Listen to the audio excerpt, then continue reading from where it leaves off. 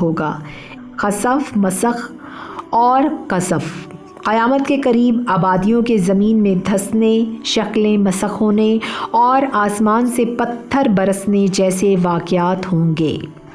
حضرت عائشہ رضی اللہ تعالیٰ عنہ کہتی ہیں کہ نبی کریم صلی اللہ علیہ وسلم نے فرمایا، اس امت کے آخری لوگوں میں زمین میں دھسنے، شکلیں مسخ ہونے اور آسمانوں سے پتھروں کی بارش برسنے کے واقعات ہوں گے۔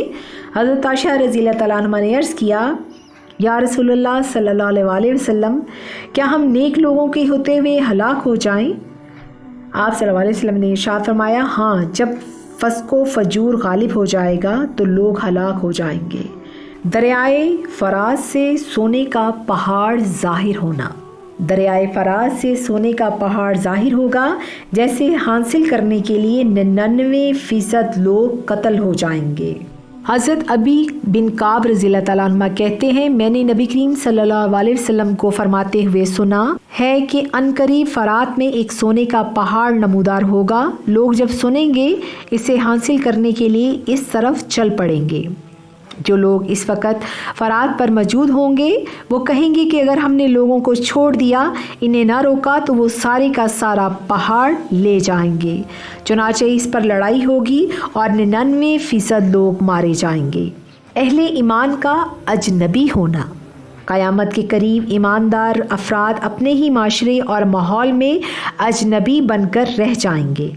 حضرت ابو ہریرہ رضی اللہ تعالیٰ عنہ کہتے ہیں کہ نبی کریم صلی اللہ علیہ وسلم نے ارشاد فرمایا، اسلام کی ابتدا بھی اجنبیت سے ہوئی اور آخری زمانے میں یہ اجنبیت کی طرف ہی پلٹ جائے گا، لہٰذا مبارک ہو اجنبی یعنی ایماندار لوگوں کو۔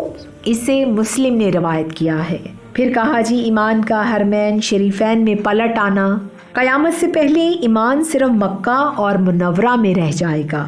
نبی کریم صلی اللہ علیہ وآلہ حضرت عبداللہ بن عمر رضی اللہ تعالیٰ عنہ سے روایت ہے کہ نبی کریم صلی اللہ علیہ وآلہ وسلم نے فرمایا، اسلام شروع میں بھی اجنبی تھا، یعنی لوگ اس کے دشمن تھے، اور دوبارہ اجنبی ہو جائے گا جیسا کہ ابتدا میں تھا، اور وہ سمٹ کر دونوں مسجدوں، مسجد حرام اور مسجد نبوی میں جائے گا، جسے سانپ سمٹ کر اپنے بل میں چلا جاتا ہے۔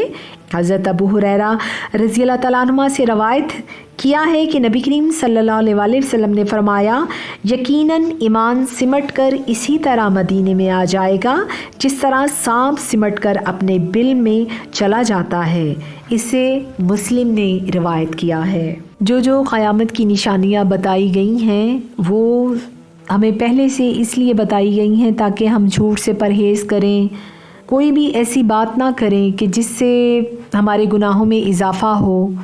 یہ ساری چیزیں اسی وجہ سے ہم لوگوں کو بتائی جاتی ہیں تاکہ ہم خود پہ کنٹرول کریں، خود کو ہر برائی سے بچا کر رکھیں، جھوٹ سے، فتنے سے، فساد سے، بری باتوں سے، اور کسی بھی چیز میں ہم خیانت نہ کریں۔ اللہ سبحانہ و تعالی ہم سب کا خاتمہ ایمان پر کریں اور ہم سب کو دنیا اور آخرت میں کامیاب کریں، اور ہمارے دل میں اسلام کی، قرآن کی، رمضان کی محبت کو پیدا کر دیں اور ہم سب کے گناہوں کو معاف کر دیں۔ میرے چینل کو سبسکرائب، لائک اور شیئر کرنا نہ بھولیے گا۔